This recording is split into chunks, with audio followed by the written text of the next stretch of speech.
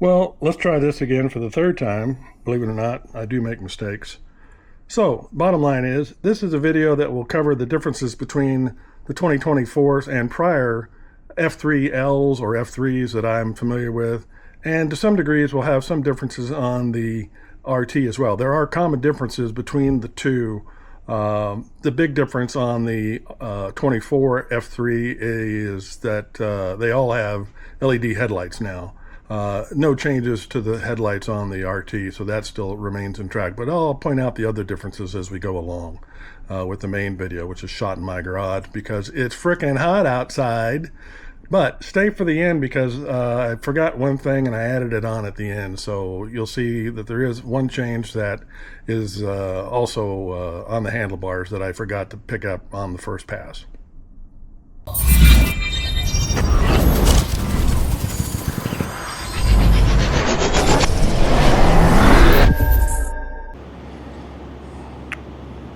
Well, good afternoon, everybody.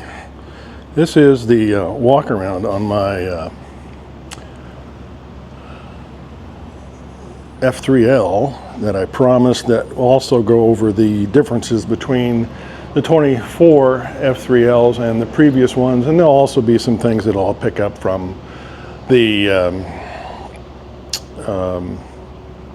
RT that are also slightly different.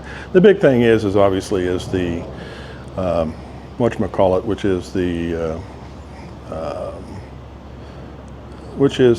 so anyway, the big difference that everybody's noticing is the LED headlights on the F3. The other thing that came about as a result of the LED changes is they dropped the fog lights. The fog lights were normally in the panels off to the left right there, and those have gone away. There's no real changes otherwise.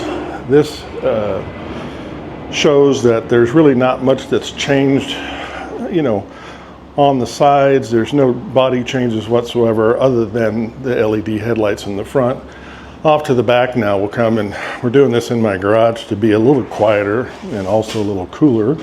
So we'll have to kind of catch up as I go here, but there's no real other changes to the bike physically other than the LED headlights in the front. And then of course the other big change is the new 10-inch dash, which is quite a big change. There is a minor change. I'll call it minor, except I'm going to kind of make fun of it a little bit. It's not so much minor from the perspective of what's missing. What's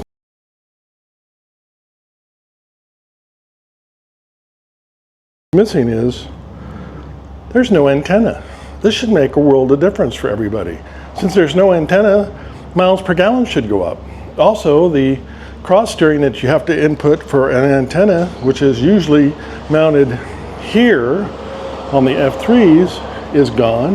It's also missing on the RTs. It's gone. And we'll pause for a second. We'll edit out as much of this noise as I possibly can. You see my other camera that I've been using, but there are some other changes that we need to discuss. And those changes are here with the controls for the bike. And make note of, see here, there's changes at the end of the handlebars. The locks that you used to be able to use on the 23s and newer or older don't work anymore. And obviously these controls are totally different. You can see I'll hold it here for a little bit. The one thing that's still the same is the gear shift, you know, but everything else is new. The horn button's in the same basic spot as before, but you've got all new buttons for everything else. There's no joystick, which I'd almost kind of like to have a joystick for various reasons. You have the controls on the throttle side that are also slightly different. The process for starting is slightly different. I'll go into that in detail with what needs to be done with regards to actually making the vehicle start compared to the old way. And some of it has to deal with the fact that also the reverse is gone. So by now you've probably heard that in order to disengage the, you know, proverbial warning option, the eco button is no longer located, which is kind of a good thing. It's no longer located over here. It's no longer located over here. Okay, so you've got the parking brake is actually over here now. The starting method is a little bit different. Cruise control is a little bit different. But in order to disengage that safety card reminder, you actually tilt the throttle slightly forward. Now from this position, you can see how little tilt there is to it, or how little reverse tilt there is to it from that perspective. And that's also how you engage reverse. You come to a stop, hit the reverse, you know, in order to engage the reverse, you hit that throttle position right there, turn it, you know, turn it clockwise instead of, you know, clockwise in order to, or counterclockwise in order to accelerate. So you turn it counterclockwise just a little bit, and then you hit the reverse over here, or the minus over here, which is in the same spot as it was before, from that perspective. And here's the dash. You get to see it, and you'll get to see an idea what I'm talking about there. Oops, come on. There we go. So the dash comes up fairly quickly. You'll get the proverbial warning that comes up. And there's one thing I did put on this bike that I didn't talk about earlier. I put the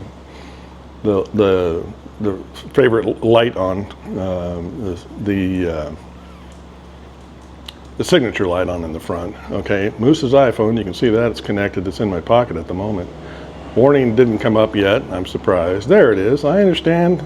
Go to the safety card. So you go to the safety card by tapping. Yes, it is a touchscreen.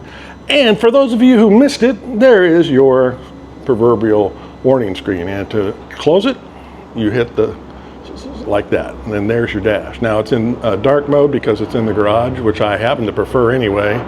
And there's ways to get it, you know, to do that from that perspective. There's ways to get it to stay in the dark mode, obviously through the touchscreen. Now I don't recommend that you use the touchscreen going down the highway, because it's going to be disarming and probably get you into an accident because of the fact that it's kind of convoluted. You need to get to learn how to access all the buttons and features of the dash through these buttons over here. Simply because trying to do this while you're going down the highway, especially if you're right-handed, is going to be a bit of a problem for most of you. The other thing I did on this bike compared to the stock bikes is there is a different windshield. You can see it. Jody from Purple on 3 already asked me about it. I am going to exchange that windscreen.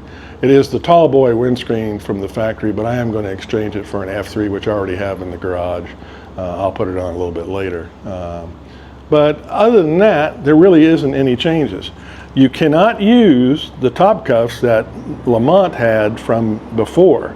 They are different. These are narrower and they mount slightly differently. So Lamont has already come out with new, what he's calling Generation 4 top cuffs.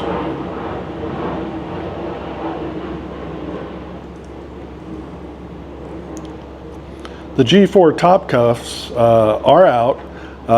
They're more expensive because they're actually two pieces, because they mount differently. There's one screw here and one screw here, but they are totally different, and in order for them to work, you had to build both pieces, and before it just used to do the top portion of it. And I'm not getting paid by Lamonster to talk about that. I'm not being paid by anybody to talk about this. But again, I had to order, and from him, I ordered the helmet locks on the end. You can also get them from Sling Mods, and I'm sure some of the other ones like Value Accessories and some of the other guys that do that. But anyway, that's pretty much it. That's about 8 minutes of talking, which I'll edit down to an appropriate amount. And now I'm going to have a giveaway coming up pretty quick. So you're going to want to, register, subscribe, thumbs up, the whole bit, if you want to participate in that giveaway, which I'm sure you'll want to, because it's going to be, it'll be a dash cam. So it's going to be worth a few $100, and I'll just give one of them away, and I'll probably have some other giveaways to help promote the channel as I go, and they will not be, trinkets. They will be worthwhile. So you're going to want to register and subscribe and all that kind of good stuff. And if you got any questions about any other changes, let me know. I will do a full tutorial on the CarPlay interaction. I'm already anticipating that some people will want to know if you can hook it up with a remote to where you don't have to wire it. I bought one of those remotes to see if it will work, and we'll give it a try, but I also have other things that I got to get installed. So that's going to be down the line a ways for the tutorial. Most people have used CarPlay, but the dash itself has got some intricacies that are gonna make some people think. Anyway, that's about it from me. Thanks and have a great day. Here's what I missed was the headlight controls. And this is pretty straightforward, although it is different. So they're on high beam at the moment. Actually, excuse me, they're on high beam now. They're on regular at the moment, and then they're on flash to pass. That's different, and it's different across both platforms, the RTL and the F3.